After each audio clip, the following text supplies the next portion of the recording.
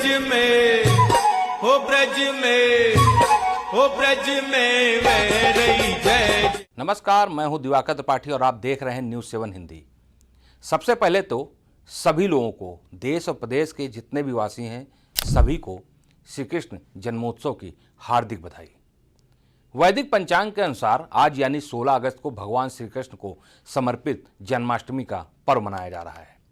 इस दिन भक्त लड्डू गोपाल की पूजा अर्चना करते हैं, जिससे उन्हें शुभ फल की प्राप्ति होती है और प्रभु प्रसन्न होते हैं। आज देश भर में श्री कृष्ण जन्माष्टमी का उत्सव मनाया जा रहा है।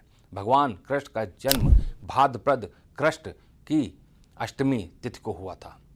भगवान कृष्ण का प्राकट्य मध्य रात को रोहिणी नक्षत्र में हुआ था, इसलिए हर साल इस तिथि पर धूमधाम से कन्हैया का जन्मोत्सव मनाया जाता है। जन्माष्टमी के मौके पर भगवान के अलग अलग स्वरूपों जैसे सालिग्राम, लड्डू गोपाल और राधा कृष्ण स्वरूप की विधिवत पूजा होती है।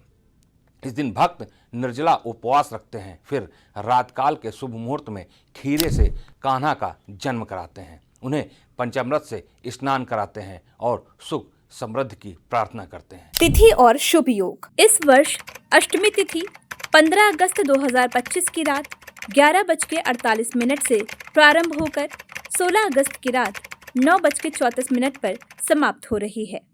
उदया तिथि के अनुसार जन्माष्टमी का पर्व 16 अगस्त यानी आज मनाया जा रहा है। इस बार जन्माष्टमी पर कई खास योग बन रहे हैं। इस दिन सुतार्थ सिद्धि योग और अमृत सिद्धि योग भी बन रहे हैं। पूजा का शुभ मुहूर्त। इस बार जन्माष्टमी पर रात्रि काल में लड्डू गोपाल की पूजा का शुभ मुहूर्त 16 अगस्त को रात 12:04 से लेकर रात 12:47 तक रहेगा। यानी श्री कृष्ण का जन्म कराने और विधिवत पूजा के लिए भक्तों को कुल 45 मिनट का समय मिलेगा। कैसी मूर्ति करें स्थापित? सामान्यतः जन्माष्टमी पर बालकृष्ण की प्रतिमा स्थापित की जाती है, लेकिन आप अपनी मनोकामना के हिसाब से भी कृष्ण की प्रतिमा का चयन कर सकते हैं। यदि प्रेम और दाम्पत्य सुख की कामना हो तो राधा कृष्ण की प्रतिमा स्थापित करें। संतान प्राप्ति के लिए बालकृष्ण का स्वरूप चुनें और समग्र मनोकामनाओं की पूर्ति के लिए बंसीधारी कृष्ण की स्थापना करें। श्री कृष्ण का श्रृंगार। जन्माष्टमी पर श्री कृष्ण के श्रृंगार में फूलों का विशेष महत्व है। इस दिन पूजा के लिए ताजे और सुगंधित फूलों का भरपूर प्रयोग करें। लड्डू गोपाल को पीले रंग के वस्त्र धारण करवाएं। माथे पर, शरीर पर गोपी चंदन एवं चंदन लगाएं। काले रंग का इस्तेमाल ना करें। कृष्ण पर वैजंती के फूल चढ़ाना अत्यंत शुभ माना जाता है। श्रृंगार पूरा होने के बाद कान्हा को आईना दिखाकर उनकी सुंदरता का दर्शन करवाएं। प्रसाद में क्या क्या रखें? जन्माष्टमी पर श्री कृष्ण को प्रसाद अर्पित करते समय पंचामृत यानी दूध, दही, घी, शहद और शक्कर अवश्य चढ़ाएं। इस प्रसाद में तुलसी डालना अत्यंत शुभ माना जाता है। इसे भगवान के अभिषेक और प्रसाद दोनों के रूप में प्रयोग किया जाता है। धार्मिक मान्यता है कि पंचामृत शुद्धता, समृद्धि और सौभाग्य का प्रतीक है और इसे ग्रहण करने से मन और शरीर दोनों पवित्र रहते हैं।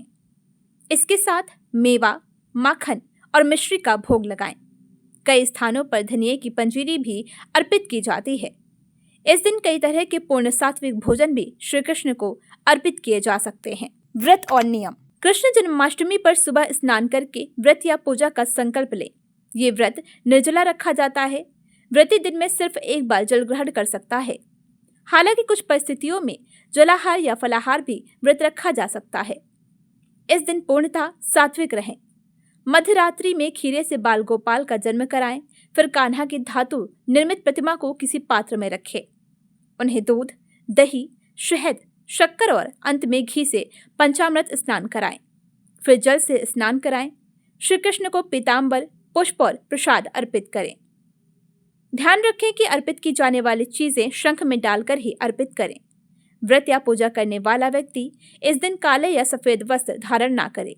इन मंत्रों का करें उच्चारण। भगवान कृष्ण का नाम ही एक महामंत्र है, इसका भी जप किया जा सकता है। इसके अलावा आप हरे कृष्ण महामंत्र का भी जाप कर सकते हैं।